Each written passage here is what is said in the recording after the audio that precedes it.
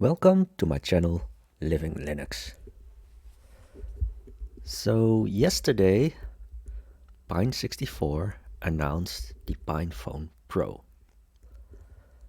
And I have to say, I'm really excited about this. And yes, it's going to be more expensive than the original PinePhone. But from what I've seen from the original PinePhone is that it's not really ready for, let's just say, the general audience as a daily driver. So with the PinePhone Pro, they're going to use a much quicker processor.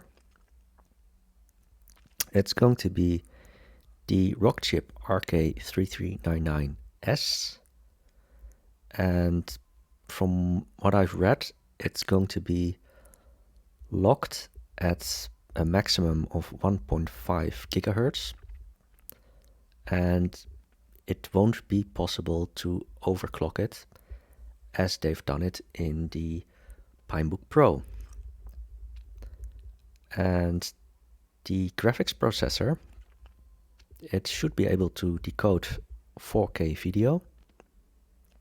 It will come with 4 gigabytes of LPDDR4 memory. And they're going to use the same 6-inch IPS panel, or at least the same resolution. But this time it's going to have Gorilla Glass 4.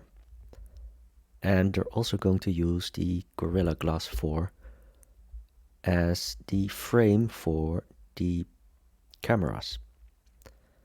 And that should also improve the quality, the image quality that you're going to get from photos or videos. As I said, I'm expecting that the PinePhone Pro will be much more usable for a general audience as a daily driver. Don't expect spectacular battery time. It's going to be slightly bigger than the battery from the original PinePhone. And it seems that they're going to use a standard form factor, which also means that it's also very easy to replace the battery, which also helps with the lifetime of the phone. And for the people that don't know the Rockchip RK3399, it's a chip that already exists for quite some time. And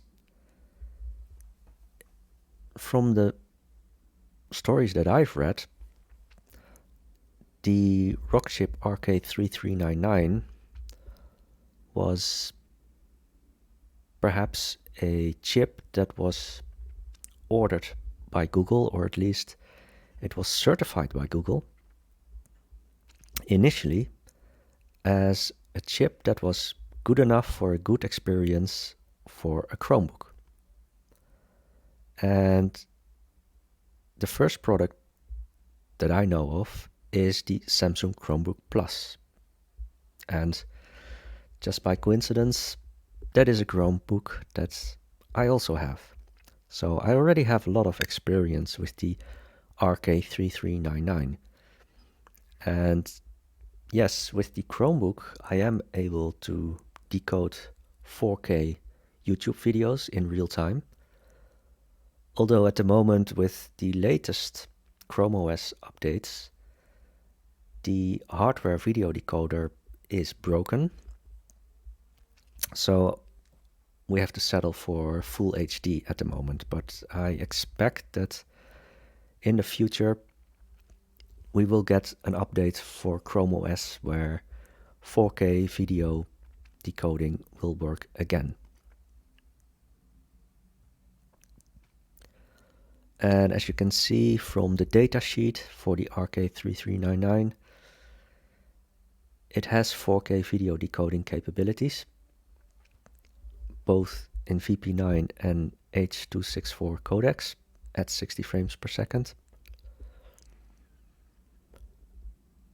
And it has, or at least supports, a video out through USB Type-C. And I think this is a much better proposition than, for instance, like the Librem 5. And although the Librem 5 is even more powerful, it's also way, way more expensive. And I think the latest I've heard that you're going to have to pay like $1,500 for the Librem 5. And I think with such a price, there will be very few people that will order the Librem 5. And I think that with a price of $400, but you have to take into account that this does not include shipping and import taxes. So probably you're looking at $500 plus, depending on your country regarding the import taxes. But I think that is a much better proposition. So let's just say $500, $600 for a phone. And is this a phone for me? Well, I mean, I would love to use a Linux phone, but I'm also one of those people that prefer to have a compact phone. And currently I use the Sony Xperia XZ2 Compact, and the PinePhone Pro is definitely a lot larger than the Sony Compact phone. So I think my next phone will be the Samsung Flip, because that is a compact phone and you can flip it open to have a full screen. I'm not a heavy phone user, so I don't mind that the battery is not fantastic in the Samsung Flip. But coming back on the PinePhone Pro, I'm really excited, let's just say, for the Linux community, because I think, let's just say, for Linux phones, this could be very, very successful. And I also really hope it's going to be successful. And when you want to see more from the PinePhone Pro, it seems one of the developers, Martijn Braam, he already had one. And recently he also was able to show the PinePhone Pro in real life, because probably the embargo lifted. So developments are already happening.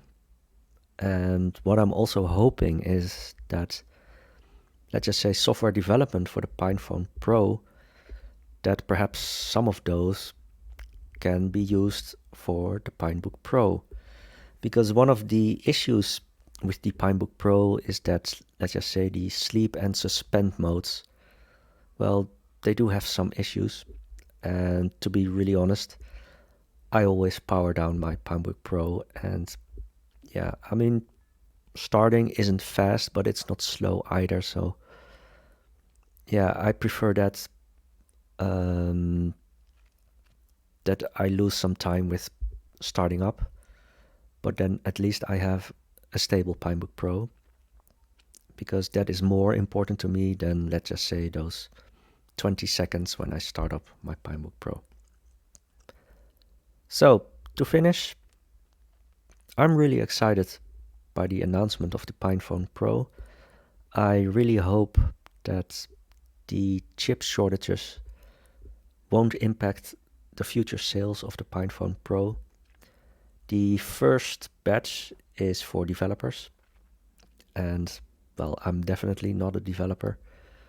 So once it goes on sale for the general audience, then perhaps I will buy one. just to have a look at it, not really using it as a phone.